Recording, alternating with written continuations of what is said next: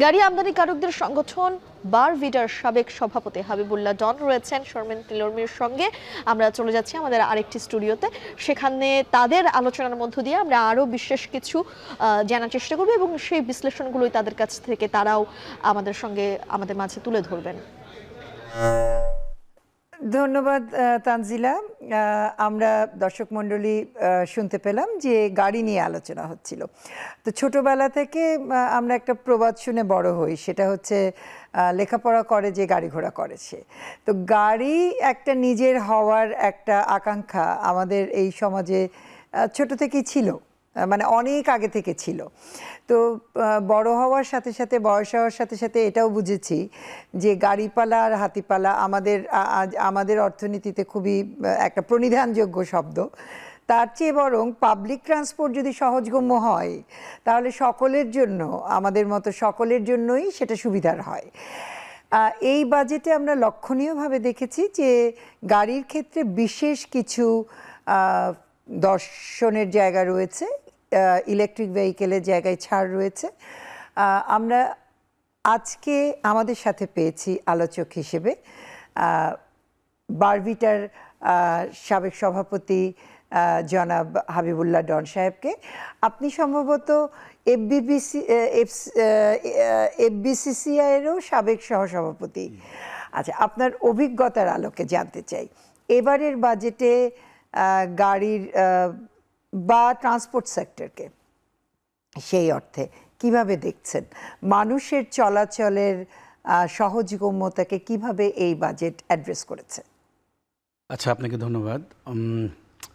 এই বাজেটটা অ্যাকচুয়ালি আমরা এই বাজেট, আমাদের যারা গাড়ি ব্যবসায়ী আছি আমরা স্পেশালি এই বাজেটটাকে খুব আমরা ইম্পর্টেন্স দিয়েছি। তার কারণ হলো গত প্রায় 3-4টা বছর আমাদের কিন্তু সেল ডিক্লাইন করে গেছে, গাড়ির সেল। আচ্ছা, বিকজ অফ, এবং সেটা বলছেন যে রিকন্ডিশন গাড়ি, আপনি বলছেন রিকন্ডিশন গাড়ির বিক্রি অ্যাকচুয়ালি মার্কেটটা আমি বলি গত প্রায় 40-45 বছর ধরে বাংলাদেশের মার্কেটটাই টোটালি কিন্তু রিকন্ডিশন গাড়ির মাধ্যমে তৈরি হয়েছে। এখন আমরা রিকন্ডিশন গাড়ি কোত্থেকে আনি? জাপান থেকে আনি। আর আপনি জানেন জাপানিজ গাড়ি সবচেয়ে বেশি আস্থাবান একটা গাড়ি। বাংলাদেশের মানুষ সবসময়, ধরেন আপনি নিজেই বলছিলেন যে গাড়ি রাখা, গাড়ি মেনটেনেন্স করা, it is little expensive obvious, একদম।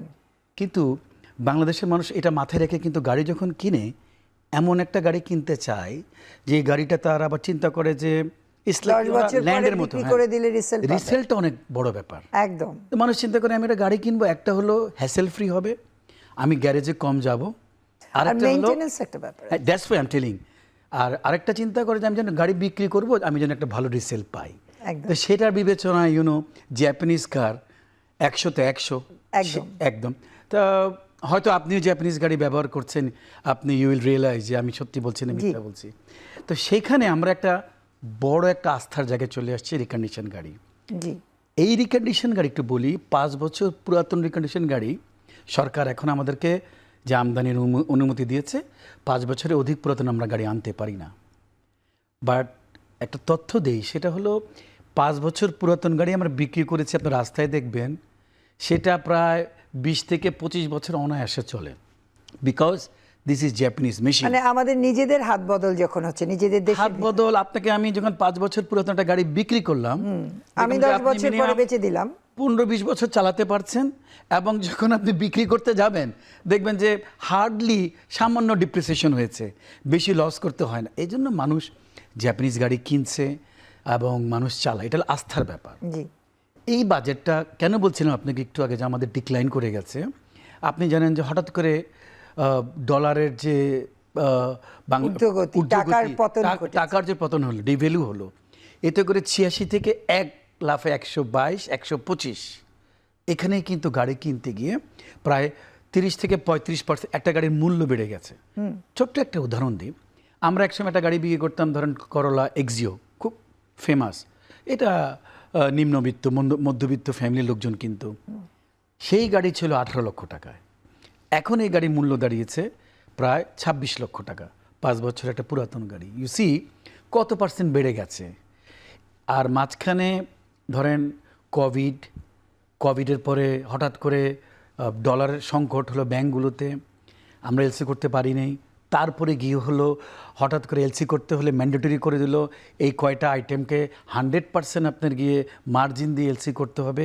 অনেক রকম নেগেটিভ জিনিসগুলোর মধ্যে কিন্তু আমরা এখানে এসেছি।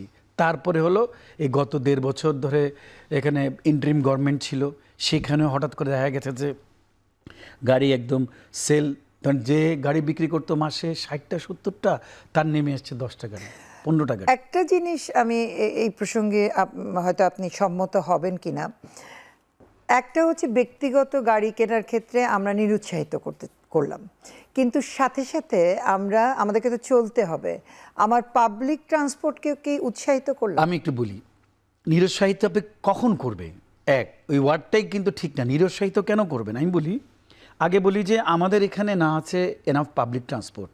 জি, আপনি গেলেই তো আপনি না পাচ্ছেন মেট্রো, একদমই না পাচ্ছেন ট্যাক্সি ক্যাব, এখন কিছু উবার আছে, তাও এখানে ঢাকাতে প্রায় 3.5 কোটি লোক।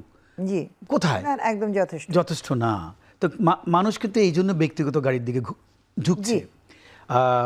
পাশাপাশি আপনি যেটা বলছেন যে আসলে নিরুৎসাহিত কেন করবে, যেসব দেশে, আমি আশেপাশে অনেক দেশের উদাহরণ দেবো, যেসব দেশে ম্যানুফ্যাকচারিং প্ল্যান্টও আছে, সেই সব দেশে কিন্তু পাশাপাশি রিকন্ডিশন গাড়ি আমদানি অনুমতি দিয়েছে। আর ইউসি জাপানিজ গাড়ি অনেক দেশে যায়, মানে বিশ্বের প্রায় 100-র উপরে দেশে তারা এক্সপোর্ট করে। সেইখানে এমনও দেশ আছে, আমাদের দেশে তো 5 বছরের অধিক পুরাতন গাড়ি আনা যাবে না, এখানে এমবার্গো দিয়ে রেখেছে। জি, অনেক উন্নত দেশ আছে, লন্ডনের মতো দেশ আছে, নিউজিল্যান্ডের মতো দেশ আছে, সেখানে কোনো বাধা নাই, you can import any year car. কিন্তু যাওয়ার আগে একটু ওরা কি করে, যাওয়ার আগে একটু প্রি ইন্সপেকশন লাগে। জাপান থেকে একটু প্রি ইন্সপেকশন টেস্ট করে তারপরে গাড়িগুলো এক্সপোর্ট করে।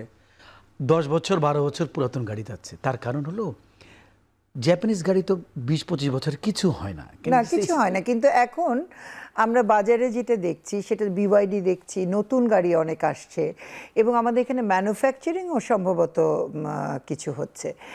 এই ফলে এই জাপানিজ গাড়ির বাইরেও একটা বড় ধরনের গাড়ির বাজার তৈরি হয়েছে, একটা কম্পিটিশন তৈরি হয়েছে।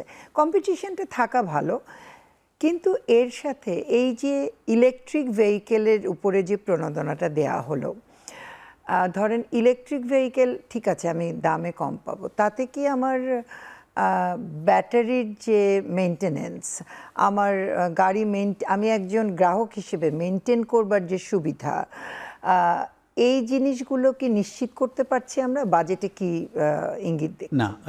একটু বলি, ধরেন এটা তো ধরেন সারা বিশ্বেই এখন পরিবেশ বান্ধব গাড়িগুলো বিক্রি হচ্ছে। আপনাকে একটা তথ্য দিই দর্শকদের জন্য।